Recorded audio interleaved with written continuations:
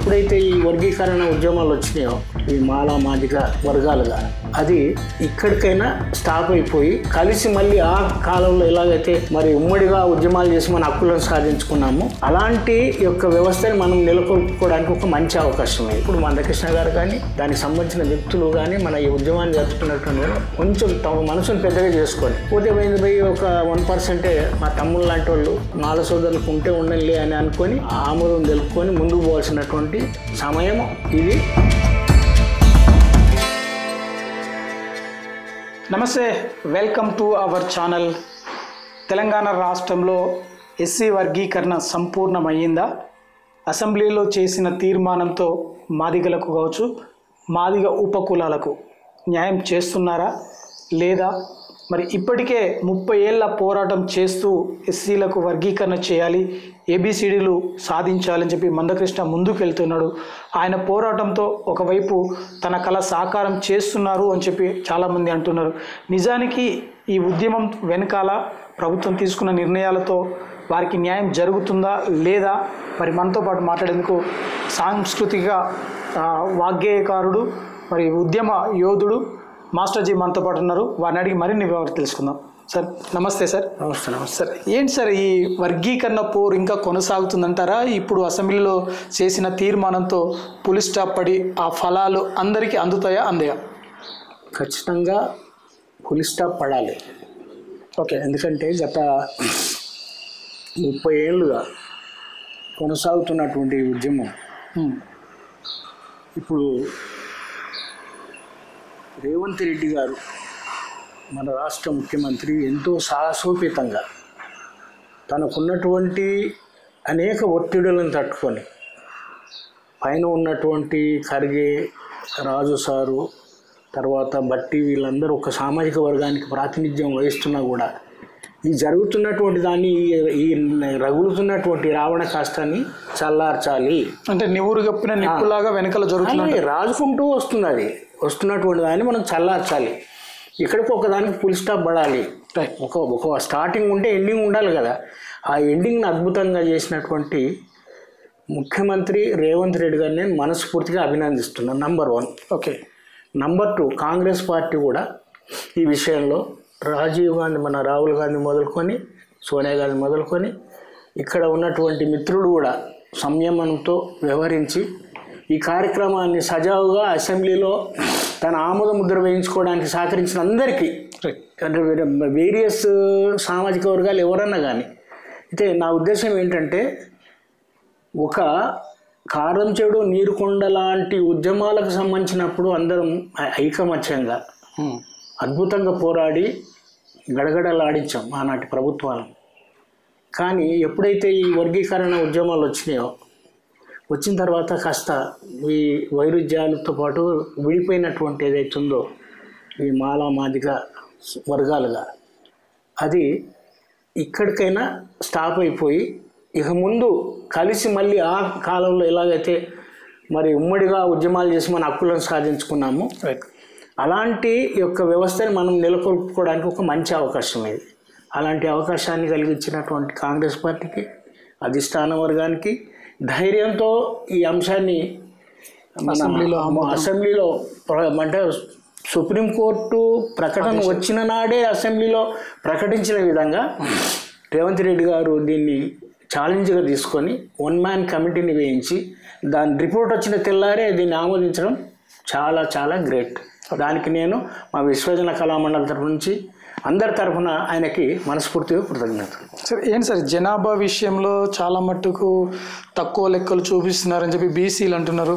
మందకృష్ణ చేసిన వ్యాఖ్యలు కూడా ఒకవైపు అదే అనిపిస్తుంది. నిజానికి ఈరోజు జరగాల్సిన 7వ తేదీన తలపెట్టిన మహాసభ కావచ్చు, 1000 గొంతుకులు 1,00,000 డప్పుల కార్యక్రమాన్ని కూడా పోస్ట్ పోన్ చేయడం వెనుక ఉన్న ఆంతర్యం ఏంటి అసలు? అయితే ఒక విషయం బ్రదర్, ఇక్కడ నేనేమనుకుంటున్నా అంటే ఒక ఇండస్ట్రీ ఉంటుంది. ఇండస్ట్రీలో యజమాన్యం ఉంటుంది, ఉద్యోగులు ఉంటారు. ఉద్యోగులు తమకు జరుగుతున్న అన్యాయాల కోసం స్ట్రైక్ చేస్తారు, నోటీస్ ఇస్తారు. ఫస్ట్ ఎప్పటికప్పుడు స్ట్రైక్ చేస్తాం, మేము ఫలానా దినం నుంచి మా కోరికలు ఇవన్నీ ఒక 30 కోరికలు ఇచ్చారనుకో, 30. అప్పుడు యాజమాన్యం ఏం చేస్తారంటే ఈ 30 కోరికలు మనం ఇవ్వగలుగుతామా, ఇచ్చే పరిస్థితులు ఎలాగిస్తాం అంటేనంటే వీళ్ళకి కావాల్సింది యాక్చువల్ ఎంత, మనకు కావాల్సింది 11. ఆ 30 కోరికలలో మనం సాధించుకోవాలనుకున్న కోరికలు 11. అత్యవసరమైన అదే అవి జెన్యూన్ అనమాట. ఓకే. అయితే ఈ 11కి మనం 11 అడిగితాడు 5 కూడా ఇవ్వడు. కాబట్టి ఏంటంటే 30 అడిగితే కనీసం 11 ఇస్తారని వాళ్ళ స్ట్రాటజీ. ఓకే. అట్లనే ఈరోజు మనం అడుగుతున్నటువంటి దానికి సంబంధించినటువంటి ఏదైతే ఈ యొక్క వర్గీకరణ అంశం ఉందో, ఈ అంశంలో మొదటి నుంచి మనం వర్గీకరణ కావాలని ఇంత కావాలని చెప్పలే, వేరే వాళ్ళు చెప్పారు, వేరే వేరే సంస్థలకు సంబంధించి.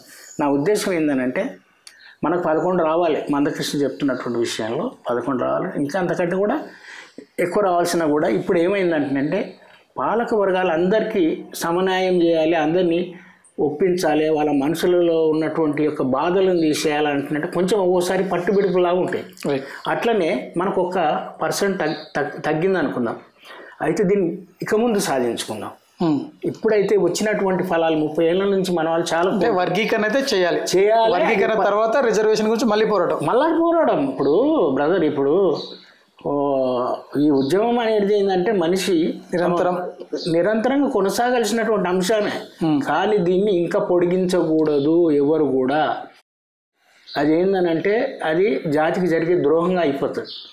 కాబట్టి ఏంటంటే ఇప్పుడు మందకృష్ణ గారు కానీ దానికి సంబంధించిన వ్యక్తులు కానీ మన ఈ ఉద్యమాన్ని జరుపుతున్నటువంటి కొంచెం తమ మనసును పెద్దగా చేసుకొని పోతే పోయి ఒక 1% మా తమ్ముళ్ళు లాంటి వాళ్ళు మాల సోదరులకు ఉండలే అని అనుకొని మనము దీని కనుక ఆమోదం తెలుపుకొని ముందుకు పోవాల్సినటువంటి సమయం ఇది. పెద్ద మనసు చేసుకొని చేయాల్సినటువంటి అంశం ఇది. నేను పరోక్షంగా ప్రత్యక్షంగా మందకృష్ణ మాదిగని వాళ్ళని నేను మనస్ఫూర్తిగా కోరేది ఏంటంటే దయచేసి ఇక ఈ దాన్ని ఇక్కడ స్టాప్ చేయండి. స్టాప్ చేసి ఇంకా దీనికంటే ఇతర అంశాలకు సంబంధించినటువంటి చాలా ఉన్నాయి. కోటాలో వాటా మనకు రావాల్సిన అధికారంలో కానీ, రాజకీయ అధికారంలో కానీ, లేకుంటే సామాజిక ఆర్థిక రాజకీయ రంగాలలో ఎన్నో మనకి ఆ పర్సెంటేజ్ రావాల్సింది. కాబట్టి దాన్ని సాధించుకుంటూ ముఖ్యంగా మన ఏదైతే స్టేట్ సోషలిజం గురించి బాబాసాహెబ్ అంబేద్కర్ చెప్పిండో, భూములు, పరిశ్రమలు, విద్య ఇవన్నీ ప్రభుత్వ ఆధీనంలో ఉండాలి, ప్రజలకు అందాలని అన్నాడు. మెయిన్ లక్ష్యమైనది. దాంట్లో భాగంగానే ఇవన్నీ ఈ బడుగు బలహీన వర్గాలకు సంబంధించినటువంటి వాళ్లకు కొన్ని వేల సంవత్సరాల నుంచి విద్యకు, వికాసాన్నిటికి, అన్నిటికీ దూరమైనటువంటి వాళ్ళకు అందాలంటే స్టేట్ సోషలిజం లాగా ఈ కంట్రీ ఉండాలనుకొని ఆయన రాజ్యాంగంలో ఈ భద్రతలన్నీ కల్పించిపోయారు. ఇప్పుడు ఏమైపోయింది, మెల్లమెల్లంగా దీనికి సంబంధించినటువంటి ఉద్యోగం కానీ, విద్య కానీ, మీరు మెడికల్స్ కానీ, అంటే హాస్పిటల్స్ కానీ మొత్తం అంతా ప్రైవేటైజేషన్.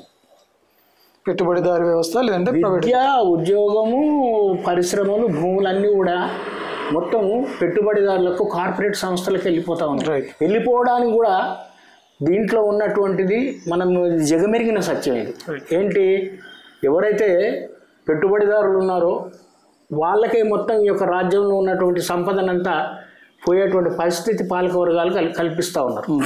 ఇటువంటి పరిస్థితులలో అది పోకుండా ఆపడమన్నా చేయాలా. ఒకవేళ పోయిందనుకో దాంట్లో యాజ్ ఇట్ ఈజ్ జనాభా దామాషం, మేమెంతో మాకంత, జిస్కా జిత్నా సంఖ్యాభారి ఉస్కా ఉత్నా భాగ్యగారి అనేది ఆ ప్రైవేట్ సంస్థలలో కూడా ఈ యొక్క పాలక వర్గాలు ఇవ్వాలి. ఎందుకంటే ఈ స్టేట్ అనేది ఆ యొక్క వాళ్ళ సొత్తు కాదు. నీళ్లు, నిధులు, నిప్పులు, ఈ యొక్క గాలి అన్నీ కూడా మా యొక్క శ్రమ ఫలితంగా మేము సృష్టికర్తలుగా, సంపద సృష్టించే వాళ్ళుగా, కార్మికులుగా, కర్షకులుగా, ఇంకా అనార్గనైజ్డ్ సెక్టర్లో పనిచేస్తున్నట్టు వాళ్ళు అందరం చేస్తున్నాం. కాబట్టి వాళ్ళు అది భూములు ఇస్తున్నారు, జాగాలు ఇస్తున్నారు, కరెంట్ ఇస్తున్నారు, వాళ్ళకు బ్యాంకులలో లోన్లు ఇస్తున్నారు. కాబట్టి అదంతా మా సొమ్మే. కాబట్టి అందులో ఈ యొక్క జనాభా దామాష పద్ధతులు రిజర్వేషన్లు పెట్టాలి. అది ఫస్ట్. ఆ డిమాండ్ తోటి రేపు ఉద్యమం జరగాల్సినటువంటి అవసరం ఉంది. ఓకే. అది చేయకుండా ఇప్పుడు ఉన్నటువంటి దాంట్లో ఉన్నాయే ఇంత ఇస్తే దాంట్లోకి ఇంత అంతా అయిపోయింది. ఇప్పుడు ప్రభుత్వ ఉద్యోగాలు లేవు. అవును. ఉన్న దాంట్లో ఇప్పుడు మనం పీకులాడుకుంటే దీని మీద కూర్చునే కంటే కూడా ఏదైతే మన యొక్క సొత్తుని ఆధిపత్య అంటే పెట్టుబడిదారులకు ఇచ్చేస్తున్నారో దాంట్లో మన వాటా అడగాల్సినటువంటి సమయం ఆసన్నమైంది. ఓకే. సో ఈ విషయంలో మందకృష్ణ మాదిగ గారు కానీ మన ఎంఆర్పిఎస్ సంస్థ వాళ్ళు అంటే నేను ఎందుకు ఇంత రిక్వెస్ట్ చేస్తున్నాను అంటానంటే అందులో ఒకప్పుడు అన్నీ చేసిన వాడిని చేస్తున్న వాడిని, ఓకే, కానీ ఇద్దరు కలిసి ఉండాలని. రైట్. ఇద్దరం వేరే కాదు, మేము అంటే అన్నదమ్ములు, మేము అందరం ఇద్దరం అన్నదమ్ములం. ఒక్క కొడుకు పుట్టినట్టు, ఒక్క తల్లి పుట్టినాడు. మాదిగ మాలన్నలో ఇద్దరన్నదమ్ములో, మాదిగ మాలన్నలో ఇద్దరన్నదమ్ములో, ఇద్దరన్నదమ్ములో వాళ్ళొక తల్లి పిల్లలో, ఒక్క తల్లి పిల్లలకు వద్దురయ్యే భేదము అని పాటలు రాశాను బ్రదర్. అప్పుడెప్పుడో రాశాను, ఎందుకంటే గొడవలు వస్తున్నాయి, ముందే పసిగట్టాను. దాంతోపాటు ఇది పంచుకుందాం, పెంచుకుందాం. రైట్. ఏం చేయాలా? పంచుకోవాలి, పెంచుకోవాలి. ఇది అన్నదమ్ముల మధ్య ఉన్నటువంటి వైరుధ్యమే. అంటే చాలా మంది అంటున్నారు అసలు జనాభా ప్రాతిపదికన ఎక్కువ రిజర్వేషన్లు కల్పిస్తే ఇంకా బాగుంటుంది, ఉన్న రిజర్వేషన్లు పంచుకోవడం ఎందుకు, ఇంకెక్కువ రిజర్వేషన్ల కోసం తీసుకుంటే బాగుంటుంది. తప్పది. ఇప్పుడు ఉన్నదాన్ని అయితే ఇట్లా మేము తినేస్తూ ఉంటాము, మీరు ఇంకా దాన్ని పెంచుకున్న కడగండి అంటే తప్పు కదా. ఉన్నదైతే పంచుకుంది కదా అందరికీ. ఇప్పుడు ఒక బిర్యానీ ఉన్నాం బ్రదర్, 10 మంది ఉన్నాము, 10 మందిని ఉన్నాము, ఒక 11 ఎక్స్ట్రా వచ్చిండు అనుకుందాం, ఒక చుట్టం వచ్చిండు, అరే ఈయనకైతే తీయం బై మొత్తం మా 10 మందికి వండుకున్నాం ఇక్కడ అంటే సంస్కారం కాదు, సభ్యత కాదనమాట. మన దాంట్లోకి వెళ్తే కొంచెం తీసి ఆయనకు పెట్టి తర్వాత అరే 11 ఆయన వచ్చిండు భయ్ మాకు ఇవ్వాలంటని చెప్పి ఇంకా పోరాటం చేయాల్సిన. ఈ పరిస్థితులలో నేనేమనుకుంటున్నా అంటే ఇప్పుడు తీసుకున్నటువంటి ఏదైతే నిర్ణయం ఉన్నదో దాంట్లో ABCD తీసేశారు. డి తీసేసి ఓన్లీ ABC అని పెట్టారు. ఓన్లీ 3 మాత్రమే చేస్తారు. 4 కోసం పోరాటం చేస్తే 3 ఇచ్చారు. అయితే ఇక్కడ ఏలో చేర్చాల్సినటువంటి వాళ్ళల్లో మందకృష్ణ చెప్తున్నాడు ఫలానా వాళ్ళని చేర్చారు. దీంట్లో కూడా మళ్ళీ ABCDలు పెట్టాలని నేను అంటున్నాను. ఉదాహరణ ఓకే, ఏలో కానీ Bలో కానీ Cలో కానీ. ఓకే. ఎందుకంటే ఇక్కడ ఏలో డక్కలి, సింధీ, మాస్టి ఇలాంటి ఇంకా అంటున్నట్టు అసలు అత్యంత సమాజంలో అన్నిటికీ విద్యకు, వికాసానికి, హక్కులకు నోచుకున్నటువంటి వాళ్ళు ఉన్నారు. వీళ్ళకు ముందు అందులో మళ్ళీ ఈ దక్కలైనా, సింధ అయినా, మాస్టి అయినా అన్నట్టుగా పెట్టుకుంటూ ఆల్రెడీ అందులో కూడా కొంచెం అభివృద్ధి పొందిన వాళ్ళని లాస్ట్లో Cలో పెట్టాలి. ఓకే. ఇలా చేస్తే అయితే అందరికి సమయం. మళ్ళీ ABCDలలో కూడా ABCలో కూడా ప్రతి దాంట్లో మళ్ళీ ABCD పెట్టాలి. దాంట్లో సబ్ కాలమ్స్ ఉండాలి. బి దాంట్లో కూడా పెడితే, ఎందుకంటే మాదిగోళ్ళు ఇంతో ఇప్పుడు మాలోళ్ళ తర్వాత మాదిగోళ్ళు కొంచెం లబ్ధి పొందిరా క్యాస్ట్ పరంగా. రైట్. అందుకంటే ఇక్కడ మాస్టి, సింధు, దక్కలి వీళ్ళకి సంబంధించినటువంటి ఇంకా ఉపకులాలలో ఉన్నటువంటి వాళ్ళు ఉన్నారు కదా, అటువంటి వాళ్ళకి మేలు జరుగుతుందని అవుతుంది. మాలైనా కూడా, మాదిగైనా కూడా ఇతర ఇప్పుడు రెల్లి కులం ఉంది ఉదాహరణకి. రెల్లి కులం అనేది అది ఉత్తరాంధ్ర, ఒరిస్సా, విశాఖపట్నం మొదలుకొని రాజమండ్రి దాకా ఉంటుంది. ఓకే. కానీ ఇక్కడ కూడా ఉంది. ఇక్కడ ఎవరు గుర్తించరు. ఇక్కడ ఏంటంటే విశాఖపట్నం దాకా ఉంది రెల్లి కులం. రెల్లి కులం అంటే ఏంటిది? మొత్తం నీకున్నటువంటి జీవితం అంతా కూడా మనం వాళ్ళకు థ్యాంక్స్ చెప్పినా కూడా సరిపోయినటువంటి ఎవరు ఇక్కడ మేతరి, పాకి అని అంటాము. ఓకే. అయితే నాకు దీనికంటే ముందుగా ఆ మహాతల్లి సదాలక్ష్మమ్మ రైట్ ఏ ఉద్యమానికైతే సూత్రధారో నాంది పలికిందో, ఆమె బుర్రలో పుట్టిన ఆలోచన ఏదైతుందో, ఈ మాదిగోళ్ళు చాలా ఉపకులాల వాళ్ళు చాలా కోల్పోతున్నారు సమాజంలో. వాళ్ళకి న్యాయం జరగాలంటే వీళ్ళకి బీసీలలో ఉన్నట్టు ABCDలు కావాలని మొట్టమొదలు పోరాటం చేసి అసలు ఉద్యమం అక్కడ స్టార్ట్ అయింది. ఆమె కారకురాలు. ఆమె చేసినటువంటి పోరాటం, సూచనలు, ఆమె యొక్క ఇది ఇచ్చినటువంటి ఇన్స్పిరేషన్ వల్ల ఒకప్పుడు స్టార్టింగ్లో అంటే ఈ ABCDలు అసలు ఉద్యమానికంటే ముందు ఒక ఆయన సదాలక్ష్మమ్మ ఇచ్చినటువంటి ఇన్స్పిరేషన్ తోటి మాధవరావు అనే నేను మాదిగాని పెట్టుకొని, ఓకే, ఇక్కడ బాలంరాయ్ దగ్గర ఉంటాడు, సికింద్రాబాద్ ఆర్ట్స్ కాలేజ్, ఆయన మాధవరావు మాదిగాని పెట్టుకుంటే ఆయన చంపేంత ప్రయత్నం చేశారు. ఓకే. కొంతమంది దుర్మార్గులు. అంటే ఆయన ఉద్యమం చేస్తున్నాడనా లేకపోతే మాదిగాని పెట్టుకుంటున్నట్టుగా మళ్ళీ గొడవలు వచ్చేస్తాయి, మాకేం రాకుండా పోతానే వాళ్ళు ఉంటారు కదా భయంతో.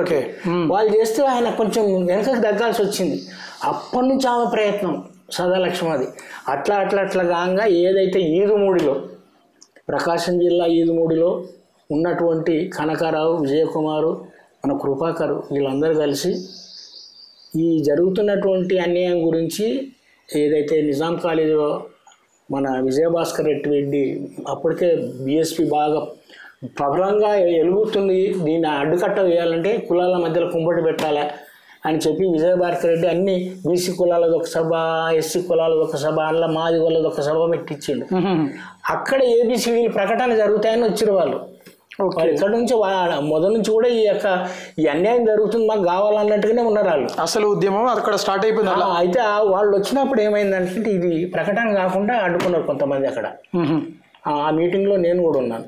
అయితే ఏమైందంటే వీళ్ళు నిరాశ నిస్పృహలతో తిరిగి వెళ్ళిపోయి ఇట్లా లాభం లేదు, దీన్ని మనం ఉద్యమించాలనుకున్నప్పుడు అక్కడ కృపాకర్, మందకృష్ణ, విజయకుమార్, కనకారావు ఇంకా వాళ్ళందరూ కలిసి స్టార్ట్ చేసినటువంటి ఇది ఉద్యమం.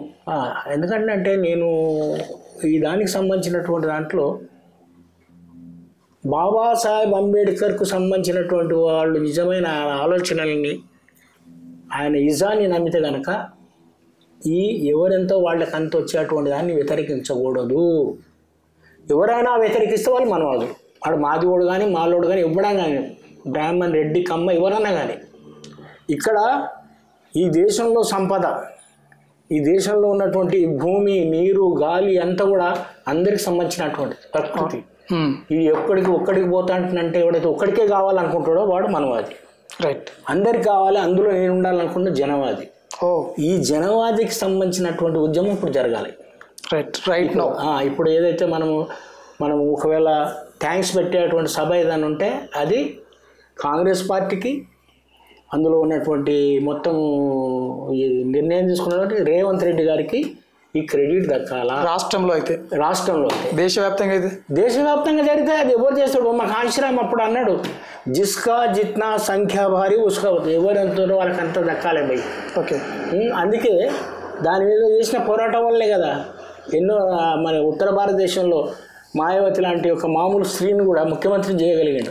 కాబట్టి ఈ ఉద్యమం అనేది, ఈ కోరికలు అనేవి మనిషి జీవితం ఉన్నందుకు, మానవ సమాజం ఉన్నంత వరకు ఈ డిస్పారిటీస్ ఏవైతున్నాయో అది ఉంటూనే ఉంటుంది. దాన్ని తొలగించడానికి ఒక స్వాటకరు, ఒక సోక్రటీస్, ఒక అంబేద్కర్, ఒక బుద్ధుడు ఇలాంటి వస్తూ ఉంటారు కదా. ఇది చారిత్రాత్మకంగా నేను ఈ క్రెడిబిలిటీని సదాలక్ష్మమ్మ మొదలు, రెండోడు మందకృష్ణ, మూడోడు మన రేవంత్ రెడ్డి, ఈ ముగ్గురికి ఉండాలి. దాంట్లో రామాయణంలో ఉడతకు కూడా గుర్తింపు ఉంది. తాను ఇసుకలో మునిగి అక్కడికి వెళ్ళి ఆ వారధి కట్టేటప్పుడు ఇలా దులిపి దానికి సాయం చేసినందుకు ఉడత సహాయం అంటారు దాన్ని. అలా ఉడత భక్తి కాదు, సాయం చేసింది. అయితే నా ఉద్దేశం ఏంటంటే అట్లా సాయం చేసిన చాలా మంది ఉన్నారు బ్రదర్. ఈ ఉద్యమాల్లో తమ ఆస్తులని, ప్రాణాలు కూడా కోల్పోయిన వాళ్ళు చాలా, అందరు కోల్పోయి. అయితే నా ఉద్దేశం ప్రతి ఒక్కరికి ఇందులో వాటా దక్కాలి. నేను వచ్చేసరి నేనే పోయి మొత్తం మొదలు పెట్టిన ఎంఆర్పిఎస్ అని కోదులు కొట్టొద్దు. ఎందుకంటే ఎవరెంత దీనికి పని కష్టపడ్డారో వారికి ఆ చరిత్రలో స్థానం ఉండాలి. కాబట్టి నా ఉద్దేశం ఏంటంటే మొదలు టాప్ టు బాటం వరకు ఉడత సాయం చేసిన వాళ్ళ వరకు కూడా రేపు ఈ చరిత్రలో స్థానం ఉండాలనేది నా ఉద్దేశం.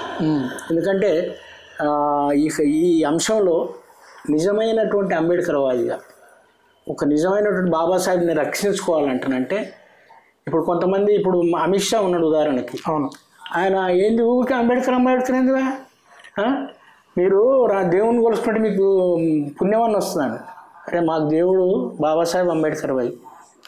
బాబాసాహెబ్ అంబేద్కర్ మా బ్రతుకులు, మా జీవితాలకు అన్నిటికీ కాపాడి బెరుగునిచ్చి ఇప్పుడు ఈ మాత్రమైనా ఈ స్థితిలో ఉన్నామంటే దాది బాబాసాహెబ్ అంబేద్కర్ యొక్క కృషి, ఆయన చేసిన త్యాగం, ఆయన రాసిన రాజ్యాంగం అంటారు ఫలాలు.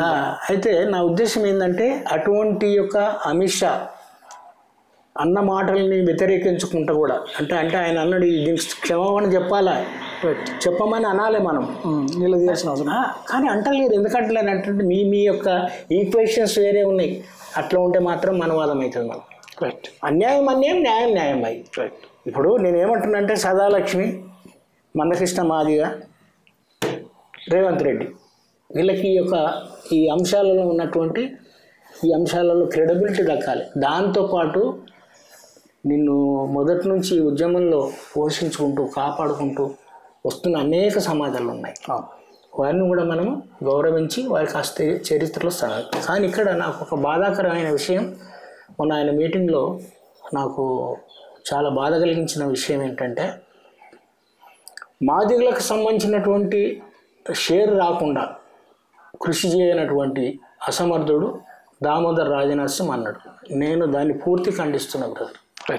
దామోదర్ రాజనరసింహ ఆయన జాతి, మాదిగ జాతికి ఒక సింహం. అతను గట్సున్న మునగాడు. మీకు సప్లాన్ రావడానికి ఆయన చేసిన కృషి, ఈ ఉమ్మడి రాష్ట్రంలో సప్లాన్ రావడానికి ఎలా వస్తే ఈ జాతికి మెలదు. కానీ సప్లాన్ వచ్చినాక కూడా దాన్ని వేరే ఇక్కడ డైవర్ట్ చేస్తుంటే మనం చూసుకుంటున్నాం కదా. అటువంటి దానికి ఎంతో కష్టపడి తెచ్చిన మొన్న ఈ ఏబిసిడి వర్గీకరణకి ఫస్ట్ సుప్రీంకోర్టులో మన వర్డిక్ట్ రాగానే ఇమ్మీడియట్లీ ఆయన కొంతమందిని పిలుచుకొని దాన్ని ఎట్లా చేద్దాం ఏం కథ అనేసి మీటింగ్లు పెట్టి దానికోసం సంబంధించినటువంటిది. అంటే ఇక్కడ రాజకీయంగా చూసుంటారేమో నాకు తెలిసి, బీజేపీ కాంగ్రెస్ అదే ఉంటుంది బ్రో. ఇప్పుడు ఇక్కడ క్రెడిబిలిటీ వీళ్ళకి ఎక్కడ పోతాయని భావం ఉండకూడదు మనకి. కానీ జాతిని మాత్రం గుర్తుపెట్టుకోవాలి. జాతిని గుర్తుపెట్టుకోవాలి. వస్తున్నటువంటి దాన్ని సక్రమంగా వినియోగించుకోవాలంటే మనం అందరిని కలుపుకొని పోవాలి. కానీ అది దురదృష్టవశాత్తు దామోదర్ రాజనరసింహని అలా అనకుండేది ఉంటే బాగుంటుందని నా ఉద్దేశం. ఎందుకంటే నీకు సంబంధించినటువంటి దాంట్లో అందరి యొక్క మనం అంటే అది మందకృష్ణ మాదిగ వ్యక్తిగత అభిప్రాయం ఏమో, ఉద్యమం తరపున అందరి మందకృష్ణ మాదిగ వ్యక్తిగత అభిప్రాయం ఉండకూడదు. అట్లా ఆయన ఇంకా పెద్ద నాయకుడు కావాలి కదా. ఇప్పుడు ఒక మనిషి నాయకుడు, మనకి ఉదాహరణకి కాంగ్రెస్ ప్రభుత్వం దురాగతులు చేస్తుంది, అది చేస్తుందని చెప్పేసి బీహార్లో మహానుభావుడు ఎవరు, జనతా యొక్క ఉద్యమాలు తీసుకొచ్చిన సోషలిస్ట్ నాయకుడు, ఆయన రాజకీయంలోకి రాకుండానే తన శిష్యులను, తన అన్యాయులని మంత్రులుగా చేయించినటువంటి ఘనత ఉంది. నా ఉద్దేశం ఏంటంటే రాజకీయంగా బాబాసాహెబ్ అంబేద్కర్ ఏమన్నాడు, గాంధీ గారు ఇలా చనిపోయే పరిస్థితి ఉంది, నువ్వు చేస్తున్నటువంటి దానికి అడుగుతున్నటువంటి హక్కులకు చచ్చిపోతే మాత్రం కష్టంగా నువ్వు ఒప్పుకో అంటున్నట్టు ఆయన ఏమన్నాడు, నన్ను తీసుకెళ్ళి ఆ ఎదురుంగ స్తంభానికి ఉరిదీయండి, నేను మాత్రం ఒప్పుకోను, నా జాతి ప్రయోజనాలు ఒక్క అన్నాడు. అట్లా జాతి ప్రయోజనాలకు ఎవరు పోరాటం, ఒకతను కిలో బరువు మోస్తాడు పోయి, ఒకతను 100 కిలోలు మోస్తాడు, కిలో బరువు మోస్తాడు ఎట్లయితే తప్పు అవుతుంది. కాబట్టి ఏంటంటే ఎవరు ఎంత చేతనైతే అంత చేస్తూ ఉన్నావు. కానీ ఈ భూషణలు వద్దు అంటున్నా నేను. ఇప్పుడున్న పరిస్థితుల్లో వద్దు, అందరిని కలుపుకొని పోవాలి. వచ్చిన ఫలాలను అందరికి సమానం పంచడంలో పెద్ద మనసు చేసుకొని, మాలో కూడా మన తమ్ముళ్ళే కాబట్టి వాళ్ళకు కూడా మనము సమన్వయం చేయడంలో ఒకవేళ పోతే 1% పోయింది, పోనీ మనం నెక్స్ట్ కొట్లాడుకొని తీసుకుందాం, ఇద్దరం కొట్లాడుకొని మనకు జరుగుతున్న అన్యాయాలు ఇంకా చాలా ఉన్నాయి కాబట్టి దాన్ని తీయాలనేది నేను మనస్ఫూర్తిగా కోరుకుంటున్నాను. సందర్భం నిజానికి అసెంబ్లీలో అంటే మంత్రివర్గంలోకి ఇంకొక మాదిగా మంత్రి రావాల్సిన అవసరం ఉందా? ఇప్పుడు దామోదర్ రాజనరసింహ ప్లేస్లో వేరే వాళ్ళు వస్తే మరి జాతికి న్యాయం జరిగే అవకాశం ఉందా? చేస్తారా? విషయం బ్రదర్, సంతల్ చెలో అప్నే పైరపాలు చెలో అన్నారు. అసెంబ్లీకి వెళ్ళు, లేకుంటే చట్టసభలోకి నీ సొంత కాలం మీద వెళ్ళమన్నాయని అన్నాడు. సొంత కాలం మీద మొనగాడు ఎవడన్నా ఉన్నాడా? లేదు. ఎనీ పార్టీ, కాంగ్రెస్ కానీ, బీజేపీ కానీ, ఎక్స్ కానీ, వేదండి అన్ని అగ్రకులాల పార్టీలే కదా బ్రదర్. మాలమాగులు పెట్టినవి ఉన్నాయి ఏదైనా పార్టీలు పెడితే సక్సెస్ అయిందా? బిచ్చమడకుండా మనం ఏం చెప్తే అది చేయాలా. కానీ ఇక్కడ దామోదర్ రాజనరసింహ మిగతా వాళ్ళకు ఉన్న దానికంటే మంచి కెపాసిటీ ఉన్నటువంటి వ్యక్తి. ఆయన స్థాయిలో మరి అట్లా పెడితే ఇంకోరు పెట్టుకో, కానీ ఆయన తీసేయి ఈయన పెట్టు అనడానికి మంచి పద్ధతి కాదంటున్నా నేను. అది అంటే ఖండించదగ్గ విషయం, వ్యతిరేకించవలసిన విషయం. నా సోదరులకు, మాదిగ సోదరులకు, ఉపకులాల సోదరులకు మీద మనం ఈ విషయంలో మాత్రం ఎవరిని దూషించకుండా, ఎవరిని డిగ్రేడ్ చేయకుండా, మనకు వచ్చిన దాన్ని ఇలాగా ఇంకా ఎక్కువ సంపాదించుకునే దాంట్లో అందరిని కలుపుకొని పోయే పద్ధతిలో ఉంటే బాగుంటుంది అనేది నా కోరిక. మాలలు కూడా మళ్ళీ పోరాటం చేస్తాం, సుప్రీంకోర్టులో మళ్ళీ కేసు వేస్తాం, తర్వాత ఈ అసెంబ్లీ చేసిన చట్టసభల్ని కూడా మేము అసలు పట్టించుకోబోము అని చెప్పేసి ఒక మాట. ఇప్పుడు ఇది స్వేచ్ఛ మన స్వాతంత్రం కలిగిన దేశం పోవచ్చు, కానీ మనం ఏంటంటే చరిత్రలో ఒక సంస్కారవంతమైనటువంటి చరిత్ర కలిగిన మా వ్యక్తులు ఉండాలి, చరిత్రహీనులు ఉండకూడదు.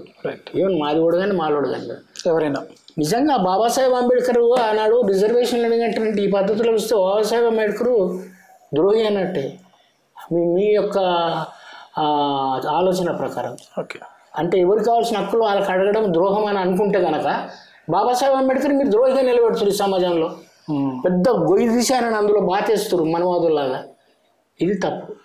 వచ్చిందని ఇప్పుడు అందరం కలిసి మాట్లాడుకొని మంచిగా పంచుకొని ఇంకా పోరాటం చేస్తాం, ఉమ్మడి పోరాటం. అంటే భవిష్యత్తులో ఉమ్మడి పోరాటం చేయాలి.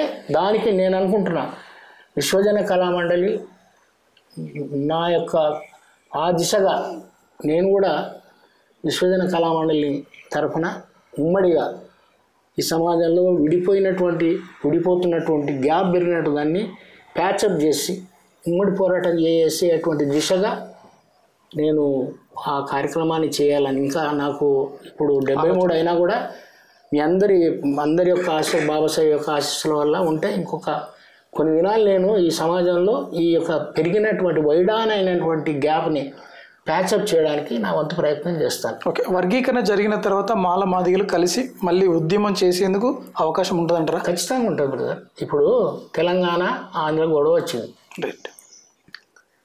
ఈ రెండు జరుగుతున్నప్పుడు ఒక్కడు ఎడముఖం పెడముఖం అయిందా? తెలంగాణ ఆంధ్ర సపరేట్ అయింది. ఇప్పుడు ఏం చేస్తారు? కలిసి పంచుకుంటారు, కలిసి పెంచుకుంటారు, కలిసి ఏం చేస్తున్నారు? పిల్లల్ని ఇచ్చుకుంటారు. అక్కడికి వెళ్ళి వచ్చి కాంట్రాక్టర్స్ ఇక్కడ కాంట్రాక్ట్ చేస్తారు. అది తాత్కాలికంగా కోపాలు తాపాలు ఎడమొగాలు పెడమొగాలు అన్నీ తాత్కాలికంగా ఉంటాయి బ్రదర్. కానీ మన ఆచరణలో ఆయన చూడు, నేను అవసరమైతే నేను ముద్దపురుగును ముద్దు పెట్టుకుంటాను, అవసరం చెప్తే ఎవరు మా మాజీ మంత్రివర్యులు ముఖ్యమంత్రి అట్లా మీకు కూడా స్ట్రాటజీ ఉండాలి. ఇప్పుడు బీసీ ఉద్యమానికి సంబంధించి మన తీన్మార్ మల్లన్న అయితే ఎట్లాగైతే ఆయన హక్కులు అడుగుతున్నాడు, హక్కులు అడగాలి కానీ అడిగే పద్ధతులు అడగాలి. ఎవరైనా కానీ మాది కూడా కానీ మాలోడు కానీ ఎవడైనా కానీ. ఇది ఏంటంటేనంటే స్వాతంత్ర ఉద్యమం 1887లో మొదలైతే ఆడెవడో మీరు ఇట్లా కొట్లాడేది కాదురా బాబు, మీకు సంస్థ ఉండాలని హేవో హ్యూమంటోడో కాంగ్రెస్ పార్టీని పెట్టిస్తే దాని తర్వాత పోరాడి ఒకవేళ మీరు 1947లో స్వాతంత్రం తెచ్చుకున్నారు. కానీ ఇక్కడ కేవలం 12 సంవత్సరాలలో ఒక పుష్కర కాలంలో మన తెలంగాణ సాధించుకున్నాడు మహానుభావుడు. అట్లా ఉండాలి స్ట్రాటజీ. నువ్వు సాధించుకోవడం ఉమ్మడితనం ఉండాలి. మాయావతి కాలు మొక్కిండు కేసీఆర్, రైట్. తలుపులో ఎవరో కడుపులో తల పెట్టిండు, ఎంతవరకు పెట్టిండు? అవసరం ఉన్నంత వరకు ఉద్యమం ప్రకటన వచ్చేదాకా తల పెట్టిండు. ఆడికెళ్ళి రాగానే తల తీసి ఒక్క ఇసురిసిండు. అంటే అది ఇప్పుడు ఇదంతా ఎట్లా వస్తుందంటే బ్రదర్, కొంచెము ఈ విషయంలో మేము ముఖ్యంగా మాదిగలకు సంబంధించినటువంటి వాళ్ళు కానీ ఎస్సీ ఎస్టీ బీసీలు కానీ ఆ రోజు కాంశీరామ్ వచ్చి యూపీకే బాద్ ఏపీకు సత్తామే లానా చాతో, అంటే నేను యూపీ తర్వాత ఏపీని రాజ్యాధికారంలోకి బహుజనాలు దేవాలనుకుంటున్నాను అన్నప్పుడు దానికి ద్రోహం చేసి దూరం ఉన్నందుకు చరిత్రహీనులుగా మిగిలిపోతున్నాం వాళ్ళు ఇప్పటికి. ఓకే, కానీ ఇప్పటికైనా కూడా అలాంటి ఇంకోటి జరగకుండా, కాంశీరామ్కు జరిగినటువంటి వెన్నుపూట జరగకుండా ఎప్పుడైనా మనం కలిసి పోరాడితే బతుకుతాం, కలబడితేనేమో నిలబడతాం, లేకుంటే ఇలాగే ఉంటాం. కాబట్టి ఇక్కడ నుంచి ఏంటంటే ఇప్పటివరకు చాలా అయిపోయింది, 30 ఏళ్ళు అయిపోయింది. వచ్చిన దాన్ని అందరం పంచుకొని తింటూ ఇంకా పెంచుకుందాం. ఇది నా అభిప్రాయం. అంటే దేశవ్యాప్తంగా ఈ వర్గీకరణ చేయాలి, ఆయా రాష్ట్రాలకు ప్రాతినిధ్యం ఇచ్చినప్పుడు ఖచ్చితంగా చేయాలి. చాలా ప్రాంతాల్లో కూడా మాదిగలు అభివృద్ధి చెందారు. భారతదేశంలో మాదిగలు ఎక్కువ బ్రదర్. ఓకే, నీకు మధ్యప్రదేశ్ నుంచి ఆ పైకి తీసుకుంటే మాదిగలు ఎక్కువ. ఇక్కడ తెలంగాణ వాళ్ళు కూడా ధనవంతులు ఉన్నారు. అదంతా కూడా ఎవడో ఇల్లు ఇచ్చింది కాదు, చెప్పులు కొట్టుకుంటూ తోళ్ళ పని చేసుకుంటూ రకరకాల కష్టాలతోటి వాళ్ళు సంపాదించిన భూములు జాగాలు లేవు, వాళ్ళ యొక్క శ్రమ మన రెక్కల కష్టంతో సంపాదించుకున్నటువంటి వాళ్ళు. అలాంటి వాళ్ళ యొక్క దాంట్లో కూడా ఇప్పుడు మాది వాళ్ళకి ఇక్కడ అన్యాయం జరిగిందంటే మరి అక్కడ అన్యాయం జరిగితే కూడా మనమే చేసినట్టు కదా. వాళ్ళకి రావాల్సిన వాళ్ళకి అక్కడ కూడా మా వాళ్ళకి అన్యాయం జరుగుతుంది. మరి వారికి న్యాయం జరగాలి కదా. ఉత్తర భారతదేశంలో న్యాయం జరగాలంటే మీరు ఇక్కడ ఎట్లాగైతే దాన్ని సమర్థించినామో అక్కడ దాన్ని కూడా మనం సమర్థించాలి. అందుకే ఉత్తర భారతదేశంలో వాళ్ళు ఏబిసిడీలో ఒప్పుకోకపోవడానికి కూడా ప్రధాన కారణం వాళ్ళు కూడా మరి అంటున్నట్టు మావి పోతున్నాయని. అది తప్పే కదా. అందరు పంచుకోవాలి, అందరు పంచుకొని తినడమే కరెక్ట్. కాబట్టి ఏంటంటే ఎక్కడైనా ఏ దేశంలో అయినా ఎక్కడైనా కూడా ఉద్యమాలు ఎందుకు వస్తాయి అంటుందంటే అన్యాయం జరిగినప్పుడే, అణచివేత జరిగినప్పుడే ఉద్యమాలు వస్తుంటాయి. ఇప్పుడు దీనికి ఒక ఎండింగ్ అయిపోయింది, ఒక మంచి కంక్లూజన్ వచ్చింది. దీన్ని స్వీకరించి మన జాతికి మేలు జరిగేలాగా అందరం కలిసి పంచుకుందాం, పెంచుకుందాం అనేది నా అభిప్రాయం. Right. Okay, thank you sir, thank you so much. మొత్తం మీద వర్గీకరణ ఫలాలందరూ కూడా ఇప్పుడు అందరికీ అందుబాటులో ఉండాలి, అందరూ వాటిని ఆస్వాదించాలి. ఆర్థికంగా, రాజకీయంగా, సామాజికంగా ఎదగాలన్న ఒక ప్రణాళికతో ముందుకు సాగాలి. ఇప్పుడుకి రాష్ట్ర ప్రభుత్వం తీసుకున్న నిర్ణయాలు కావచ్చు, ఇన్నాళ్ళు 30 ఏళ్ల పాటు చేసిన పోరాటాలకి ఇకపైన చెక్ పెట్టాలి. ఉన్న రిజర్వేషన్ల స్థాయిని పూర్తి స్థాయిలో పంచుకొని అందరం అభివృద్ధి చెందాలి, ఆర్థికంగా ఎదగాల్సిన అవసరం ఉంది అని చెప్తున్నారు. ఇది చర్చాంశం. మళ్ళీ కలుద్దాం. అంతవరకు సెలవు. నమస్తే.